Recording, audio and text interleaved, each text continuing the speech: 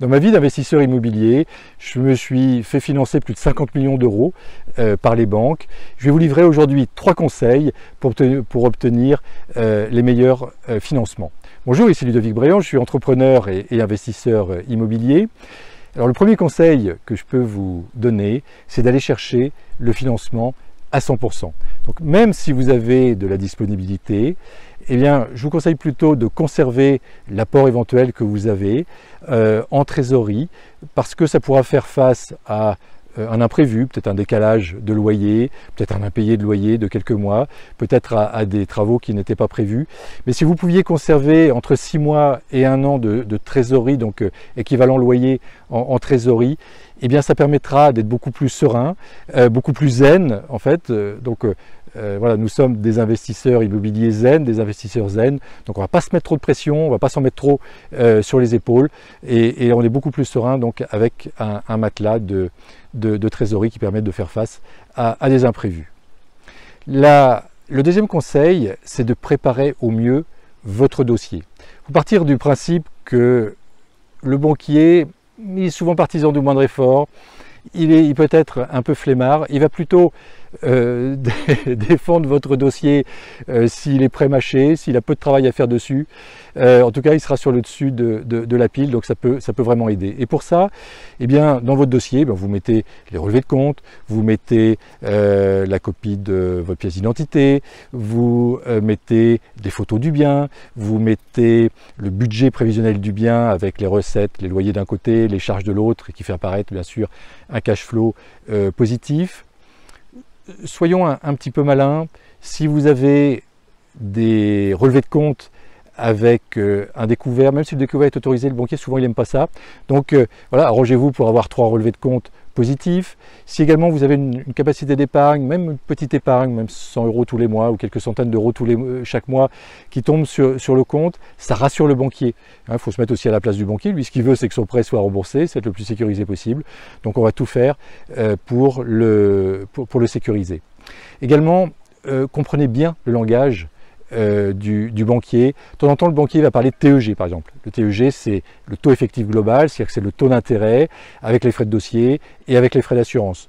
Donc, je vous dis ça parce qu'il faut comparer ce qui est comparable. Si le banquier vous donne un TEG puis que vous comparez avec le taux d'intérêt, simplement le taux d'intérêt d'une autre banque, bien sûr, on n'est pas sur des choses comparables. Un banquier peut également vous proposer une franchise ou un différé. Ça, je vous conseille fortement de l'apprendre. Donc une franchise, c'est vous allez payer, vous n'allez pas payer de mensualité de crédit pendant 6 mois, 1 an, 2 ans, peut-être même jusqu'à 3 ans. Et donc ça va vous permettre de générer la trésorerie, même si vous avez des travaux qui durent 6 mois par exemple, et bien le résultat, ça va vous permettre de générer la trésorerie. Et encore une fois, la trésorerie, c'est le nerf de la guerre. Le différé, c'est un petit peu différent, c'est-à-dire que vous allez rembourser uniquement les intérêts et pas le capital pendant, donc même chose, 6 mois, 1 an, 2 ans, 3 ans peut-être. Ça, c'est à négocier donc avec le banquier. Si le banquier également vous propose un taux variable, ça c'est à bannir aujourd'hui, les taux étant plutôt à terme certainement amenés à progresser. Il faut éviter absolument le taux variable. Évitez également le crédit in fine. Moi j'ai vu des personnes ruinées avec des crédits in fine. On vous propose de payer les intérêts pendant toute la durée du crédit et puis à terme de rembourser le capital avec de l'argent qui est souvent placé chez le banquier. Moi j'ai vu des personnes qui avaient mal placé en fait leur argent, mal conseillés par le banquier, qui avaient placé sur des fonds actions et qui ont eu les pires difficultés à rembourser leur capital.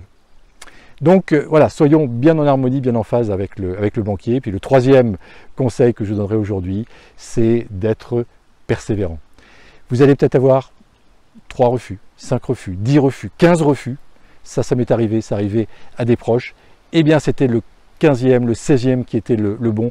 Donc surtout, restez persévérant. Et si vraiment ça bloque, si vraiment vous n'avez pas du tout les conditions pour obtenir un financement bancaire, peut-être vous venez de lancer votre activité d'indépendant ou votre entreprise, vous n'avez pas d'apport, vous n'avez pas de capacité d'épargne et d'endettement, eh bien c'est pas perdu, il y a d'autres solutions. Par exemple, vous pouvez tout à fait vous mettre en SCI. Vous mettez dans la SCI, vous mettez un proche, par exemple, qui est gérant et qui est majoritaire donc dans la SCI. Vous prenez 30-40% des des parts ou des actions. Et puis à terme, eh bien, quand le financement est obtenu, là vous demandez à votre associé qui est un proche de vous retransférer les actions. Alors bien sûr là il faut travailler en confiance, c'est mieux de travailler en toute confiance, mais cela est possible de trouver quelqu'un. Autre possibilité, c'est le crédit bail immobilier, qui fonctionne un petit peu comme le leasing immobilier. Vous avez également le crowdfunding, donc que je ne conseille pas parce que c'est long à mettre en place. Et là, souvent, quand on a trouvé le bon bien immobilier, souvent on n'a pas, le vendeur ne nous laisse pas 6 mois, 1 an pour obtenir le crédit. Mais pourquoi pas, hein, tout est possible. Soyons créatifs. C'est un métier vraiment où on peut être très créatif et souvent des belles solutions donc, finissent par émerger. C'était Ludovic Bréant qui vous aide à investir dans l'immobilier et à entreprendre pour participer à la création d'un monde meilleur et pour que vous puissiez réaliser vos projets de cœur. Si cette vidéo vous inspire, n'hésitez pas à la partager bien sûr et à la liker. Vous pouvez nous rejoindre et vous abonner à la chaîne YouTube Ludovic Bréant si vous n'êtes pas encore abonné. Vous aurez des conseils réguliers sur l'immobilier zen. Je vous souhaite le meilleur et je vous dis à très bientôt.